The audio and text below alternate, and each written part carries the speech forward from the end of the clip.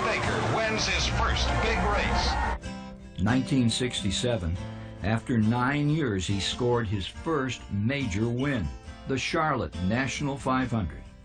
In tears, Dad was on crutches there. He'd recently busted a leg in a little race incident. Buddy said, "You could have heard me all the way to Salisbury when I crossed that line."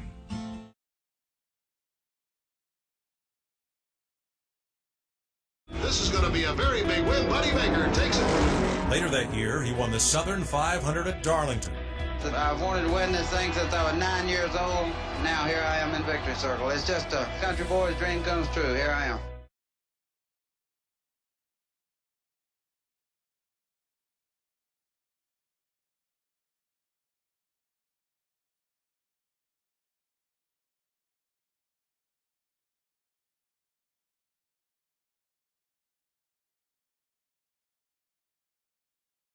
There's the white flag. One more lap and Buddy Baker will take home his second consecutive World 600 trophy. Out of turn 2, and that Hemi is still wound up and pulling away from the pack.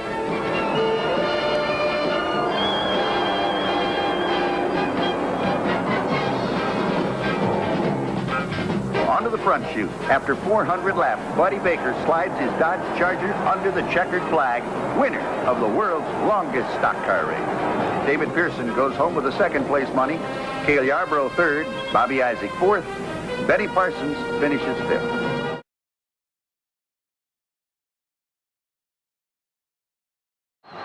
There it is, one more lap to go, and the crowd is delirious because now David Pearson is beginning to close.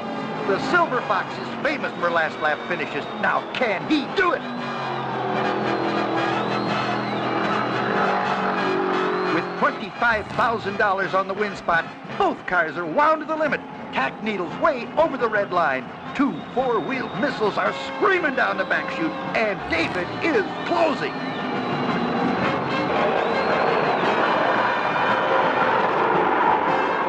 Now into turn 4, there have been 52 lead changes thus far. David Pearson is trying desperately to make it 53.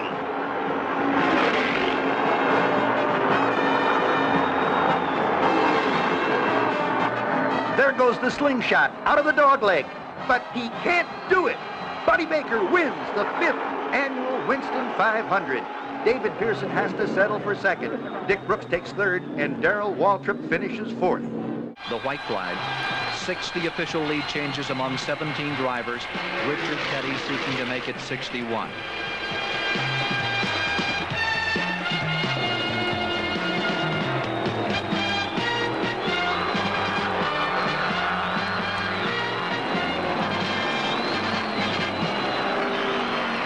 Half a lap to go.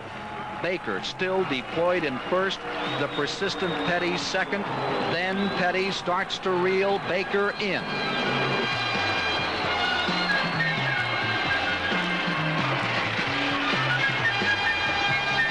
At turn 4, Petty sets up the slingshot by Baker for the finish. But Baker refuses to be intimidated by the master, forces Petty out of the throttle. Buddy Baker, the winner.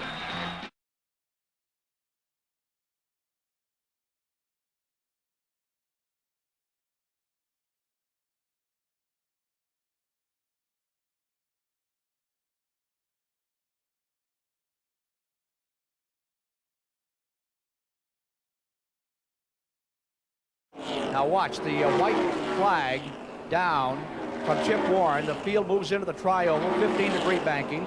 They lap a back marker, and there's 3 cars running less than a half second apart. Remember, Baker's already established the pole. He can't lose it. Really, he's running this race as a test. His whole effort here, Dick, is to find out how the car's going to work in the 500. And win some money, perhaps, some more. $11,000 to win this. It could bring his earnings up to about $70,000 for the past 4 days. Now here they are in heavy traffic, slipping, sliding through cars, down to the finish. Baker in front. Cale Yarborough pulls up on the inside. He's trying a slingshot here, but the sheer horsepower keeps Baker out in front as they come to the tri-oval. Checkered flag is about to fall, and the winner of that first 125. And it's Buddy Baker, and we'll be back with him, the winner of the 125 and tomorrow's 500 pole sitter, after this word from your local stations.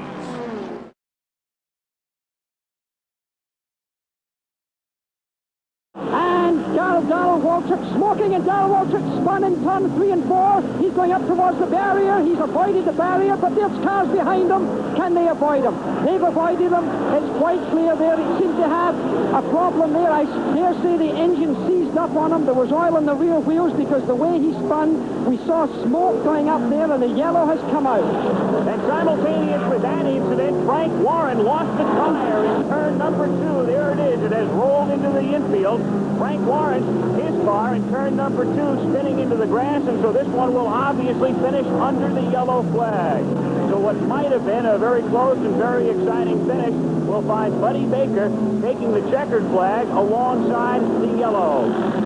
So here comes Buddy Baker, the crowd of nearly 63,000 at Michigan International Speedway saluting him as he crosses the finish line, the winner of the Michigan 400.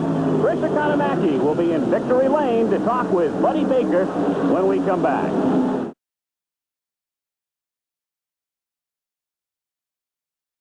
Less than 3 laps to go for Buddy Baker with a 13-second advantage, tagging along, hitchhiking. There is Dave Marcus, a blown engine going down into turn number 1. One car smoldering, drops on the inside. The yellow is coming out.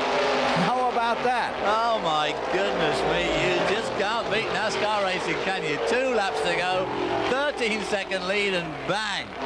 There will be the Alabama gang of Allison and Bonnet right with him as they go across the line. This may be it to the end of the race. We'll wait and see. It still could be a new record even under caution. In fact, it will be. Yeah, because he'll race back to the line, so they'll only have 1 lap to go. Well, what a situation this is. Where's Dale Earnhardt? Nowhere. He can't. The white flag is out. White flag is out on the field. They are under caution.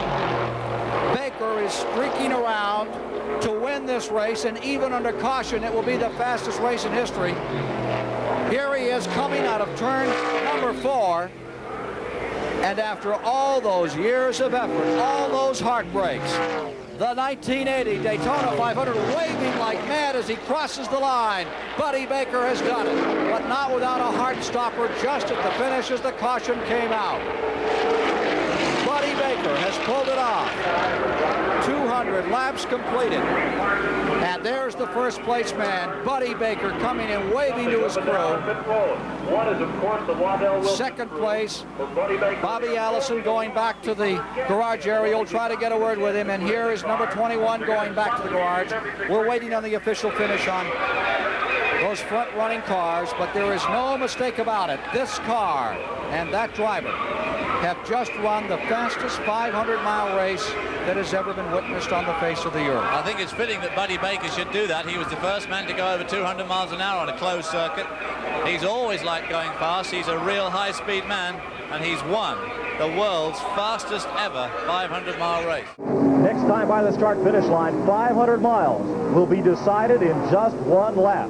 Through the tri-oval area and heading for Harold Kinder's white flag. Dale Earnhardt, where do you want to be on this lap?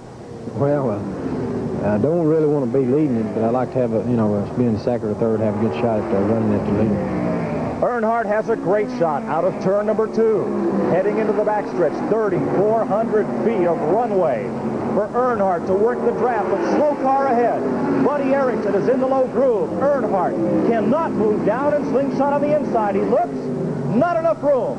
Baker holds him off, forms the box around Arrington, and Earnhardt has to rethink his strategy. That was the primary passing point. Here they come, pounding out of turn 4. The fans are on their feet. Last time by and into the tricky travel. Earnhardt feints high and goes low, right to the bottom of the racetrack, onto the track apron. Earnhardt draws closer, ever closer, but Baker will win the race by 3 feet. Buddy's son Brandon can't believe how close the finish was, as Buddy Baker has defeated Dale Earnhardt by just about the length of a fender. Here's David Pearson in the number 1 car, coming across to take the 3rd position. Pearson was the pole sitter, but fell out of the draft after the final pit stop. A jubilant Buddy Baker heads his Oldsmobile for pit road and victory lane. Oh, just touching. Waltrip just touching. There goes Neil Bonnet and Ron Bouchard. Bouchard slide. Fantastic driving by Bouchard. He picked it up. Yellow is coming on. I want to see that one again. Under any other hands, any other controls, but these Masters, you would have seen a frightening accident. We now have 43 laps complete, 7 to go. We're waiting on a course condition report with Buddy Baker in front, Darrell Waltrip in second, Joe Ruttman in third, Earnhardt is fourth, and Kyle Petty is back to fifth.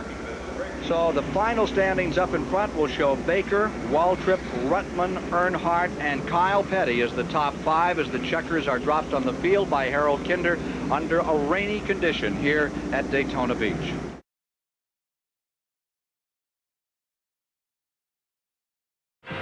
Outside in row 10, number 88, Buddy Baker. He won the Winston Open earlier today. There's his car, and that put him in this field, and it's a field Buddy Baker should be in because he's one of the great names from his generation of racing. Buddy Baker was 6 feet 6 inches tall. A big man, much larger than your typical race car driver. He had a big heart, too. An easygoing demeanor that earned him the nickname, the Gentle Giant. His other nickname, Leadfoot, came from his sheer, flat-out driving style. Born in Florence, South Carolina in 1941, Buddy was the son of Hall of Fame driver Buck Baker. It didn't take long for Buddy to follow in Dad's footsteps. In 1959, at the then tender age of 18, Baker made his first NASCAR Premier Series start. Over the next 35 years, he became a hero in his own right. After 19 wins and 38 poles, Baker ran his last race in 1992, capping a model career that touched every milestone save the Premier Series championship. Buddy Baker gave us everything we could ever want from a race car driver, and so much more.